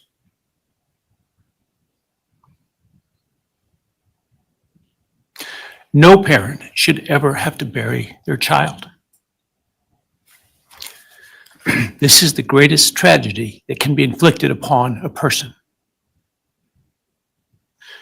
Parents who took their children to college in a truck filled with moving boxes had to bring them home in hearses lined with coffins. The loss this killer inflicted was not just the death of these people's children, siblings, grandchildren, as we've heard today. It has ripped a hole in their soul, destroying a special part of their very essence. Any person who is a parent defines themselves foremost as such.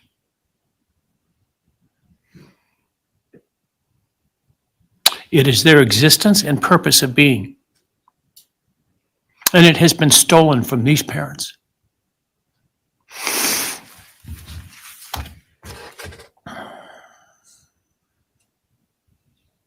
None of us have experienced the loss these victims have in the unspeakable way that they have. And therefore, none of us can, nor should we, question the way in which they have handled their loss.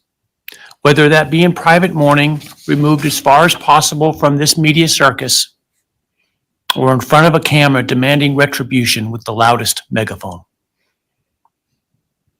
I've listened intently to the stories and pain that have been shared today, with great awe at the courage and resilience of the surviving family members of those wonderful children. I've listened also to the surviving roommates, both in person and through their friends. And I can't think of how, frankly, courageous they have been despite the hell that they have faced by uncaring people who have come up with all kinds of crazy theories about 2 kids simply being kids.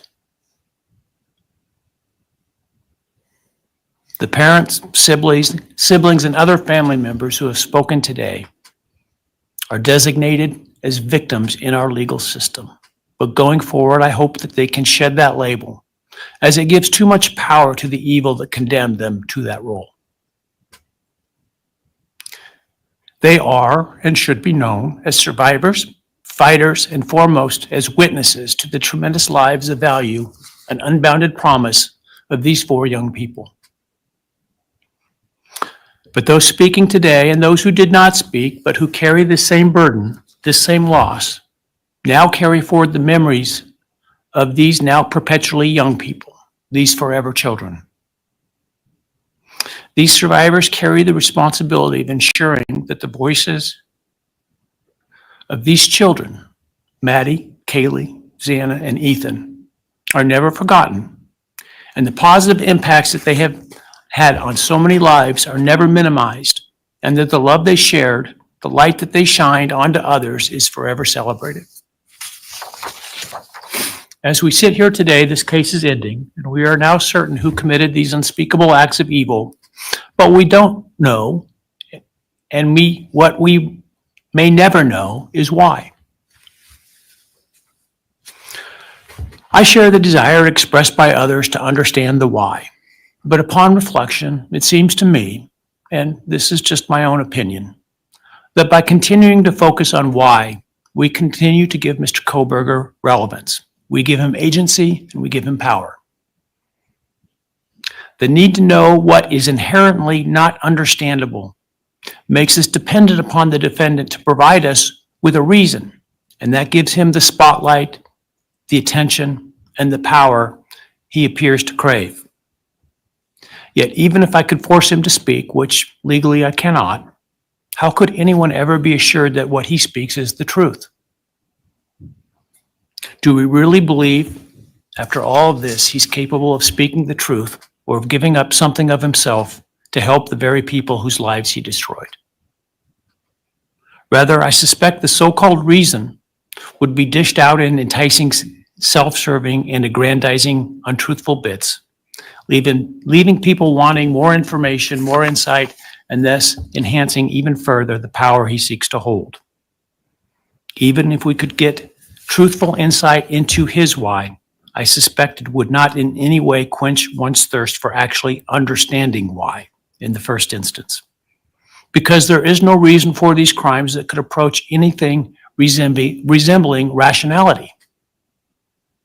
No conceivable reason could make any sense.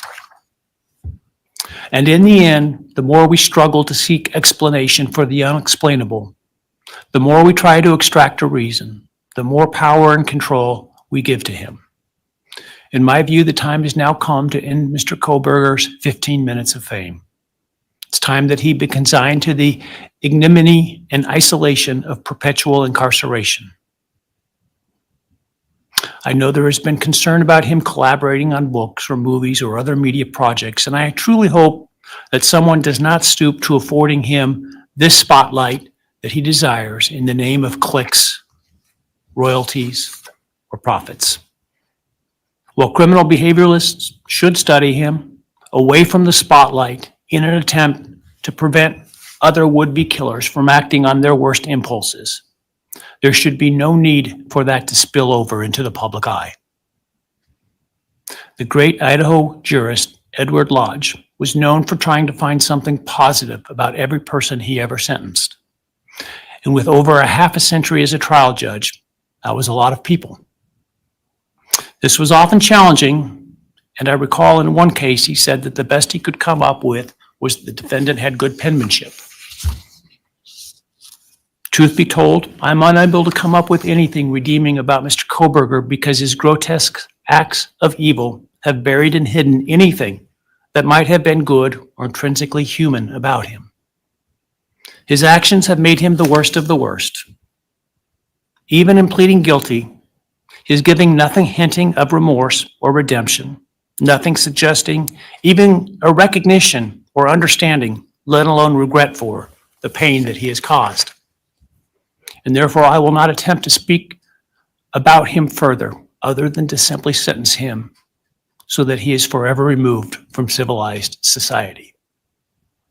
And accordingly, based upon his conduct and based upon the record before this court, recognizing the standards that govern this court's sentencing decisions as set forth in State v. Toohill, I hereby sentence Mr. Kohberger as follows.